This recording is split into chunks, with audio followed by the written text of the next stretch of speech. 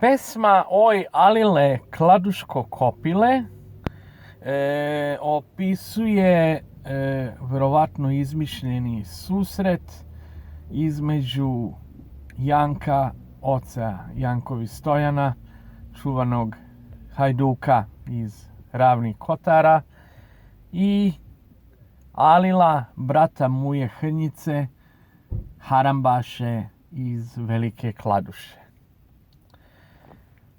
Oj, Alile, Kladuško kopile, što se kurvo po Kladuši hvališ, da si mojoj kuli dolazio i na kuli Anđu obljubio. Što se hvališ, crn ti obraz bio, kad Kotara nisi ni vidio, a kamoli Anđu obljubio. Već ako si junak od megdana, ti izvedi svoju ajkunicu,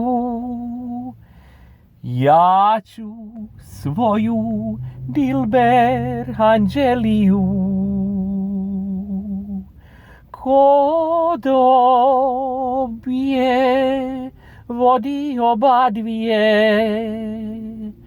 ko izgubi, nek mu žao nije. Rok nedjelja, Bojak ponedjeljak, a utorak nek kukaju majke. Jali moja, jal tvoja Alile, jali jedna, jali oba dvije.